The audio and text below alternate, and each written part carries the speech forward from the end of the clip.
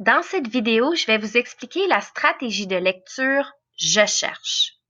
Lorsqu'on nous pose une question, cette question contient un mot très important que l'on appelle l'expression interrogative. C'est un mot qui nous permet de mieux comprendre la question qu'on nous pose, mais aussi de savoir ce que l'on cherche. Voici des exemples d'expressions interrogatives. Il y a qui, quand, où, comment, pourquoi, combien, est-ce que, avec qui, quel. Il en existe plusieurs autres. Ce ne sont que quelques exemples.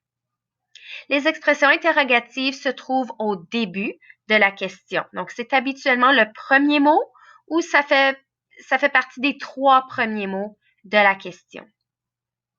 Ensuite, on doit se poser la question, mais qu'est-ce que je cherche avec cette expression-là?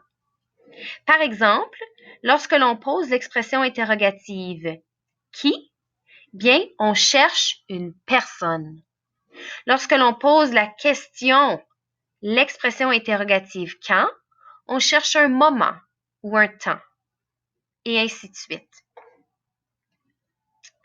Dans votre classe, vous avez sûrement des affiches qui indiquent les expressions interrogatives ainsi que les « je cherche ».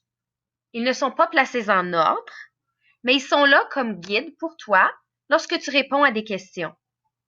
Ici, on a associé le « je cherche » avec son expression interrogative.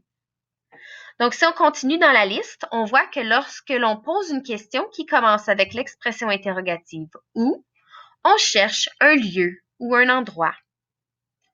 Lorsque l'on pose une question qui commence avec « comment », bien, l'on cherche une manière ou une façon de faire quelque chose. L'expression interrogative « pourquoi », on cherche une raison.